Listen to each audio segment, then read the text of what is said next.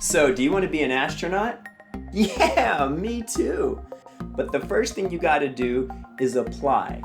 I'm going to show you the process that I use to apply to be an astronaut. You can use this process for any job that you want. It's really simple, an idea, but you're going to have to take the time and the mental energy to put it into practice. So, let me show you the process, and then with it, you can use it to chase your dreams.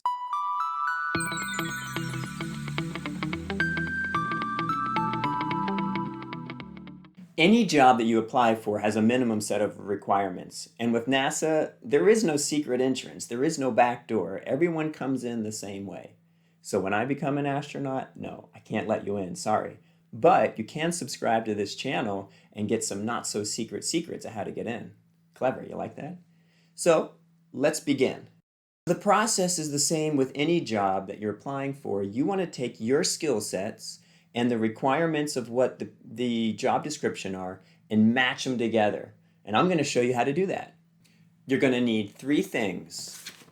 First, get your resume. You're going to need that for any job you're applying for, so go ahead, get it cleaned up, get it ready. The second thing you're going to need is the job description. And for an astronaut, you go to usajobs.gov and you can find the description here. For you, whatever job you're trying to apply for. And third, go get some Post-it notes. Get some of different sizes and different colors, and I'll show you what you're going to do with them in just a minute. Okay, now let me walk you through an example. Prepare some blank space for you to work. I like to use a poster board like this because I can take it with me. I can work at the table and when I need to put it away at night, because this might take a little while. So get yourself a poster board or some space where you can work. Here I have the legend of what I'm going to be putting down on this side, so you can keep your eye on this. Go get your resume and identify your work experiences. If you don't have a resume, this process will actually help. Instead of looking at your resume, just think about the places that you've worked. Start with your most recent. So let's say right now you're a teacher. The next step is to identify all of the specific things that you did while being a teacher. So perhaps you developed some class material, taught some physics classes, maybe some different type of engineering classes, or maybe you did graduate or undergraduate mentorship. I'll do one more. Let's say before being a teacher, you had a postdoc position. And maybe there was a project that involved a solar eclipse. Maybe your research as a postdoc involved plasmas. Identify all of your work experience and the specific things that you did at those positions. Or maybe projects that you did, or things of interest that you want to tell the reviewers. Those are the specifics.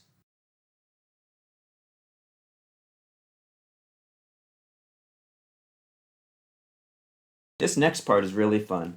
Get the job description and go through it page by page and identify every keyword or anything else that you think that your employer is looking for, or in this case, the qualities or characteristics of being an astronaut.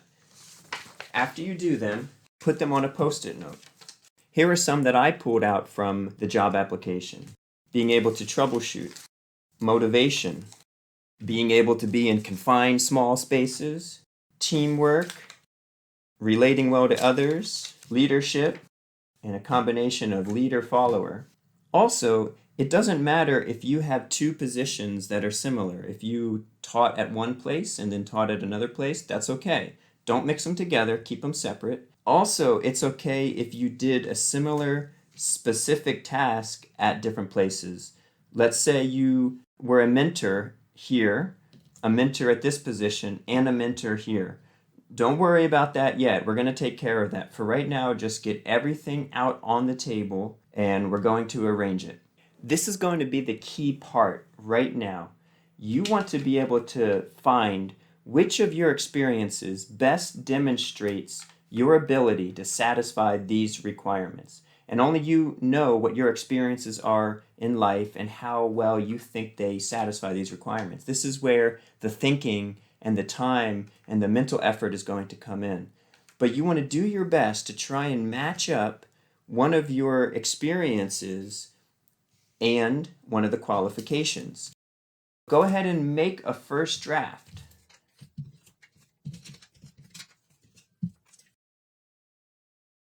Go ahead and look it over carefully and rearrange it if you have to.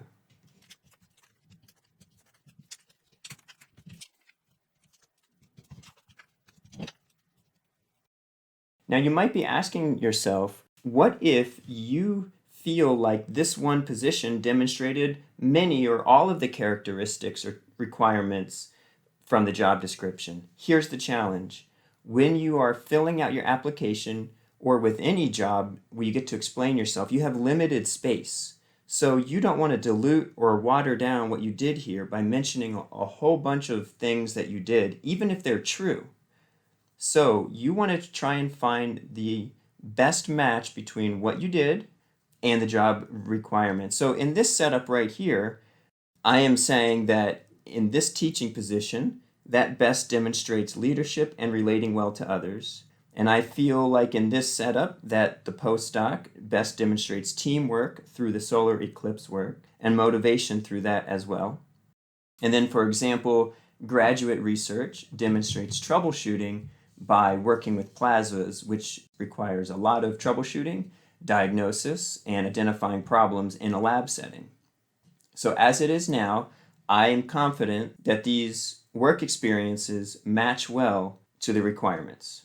I'm going to address two more things that might show up during this process, and that is, what if you did a specific task in multiple places, or what if you feel like you demonstrated a specific job requirement or a keyword in multiple places. Again, because of your limited space, you really want to be sure that you choose carefully. And so it may be that although you were a mentor at many different places, maybe it's best that you remove those and just mention them here or expand on them here. You can certainly mention briefly that mentorship, say, has been part of your life, but you're going to give your specific example through one of these. And it may be that you demonstrated teamwork throughout your entire career. So it may be possible that you do repeat a keyword as long as you do it carefully and strategically. And again, this is not hard and fast rules. These are just guiding principles to get you closer to what your goal is. And that is to be able to link what you've done to the requirements, but you want to be able to expand on it in detail and not just dilute it or not just use bullet points and not assume that people know that if you did class development, what that means. You're going to have to explain it. There's one more thing I want to point out, and this is the other category. You have this space on your resume where you can talk about some other things that may be relevant, that aren't necessarily a work experience or not necessarily a job that you had. This is a good place to find some of the implicit or some of the secret keywords. So, for example, we're going to the moon. Not many people can put exploring the moon as a job experience. So what can you put down? What are your experiences that might help you satisfy that requirement? Those are the ones that you're going to want to try and find. What are some things that you've done that can help you satisfy these? And this is a really good space to highlight some of the things that you've done that don't fit necessarily into your 9-to-5 type job, or maybe it is, but this is the spot that you want to be able to just talk about other things, such as foreign language or being able to go into small spaces. And that's it for the process. It's really simple. In the next step, I'm going to show you how to take these sticky notes and these words and convert it into the written form that you're going to need to make the application package that you'll submit. Isn't this awesome? Humans are going back to the moon. We're going to put footprints in lunar regolith. I'm going to show you the whole process that I use along the way, from the applications to the resume to the interviews, my successes and failures, and hopefully I'm going to be one of those people going to the lunar South Pole. If you want, follow me. You can see what happens, and if it works, then you can use this process on the next round of astronaut candidacy, so you too can perhaps become an astronaut. So please consider following me, joining me on this journey, because we're going back to the moon.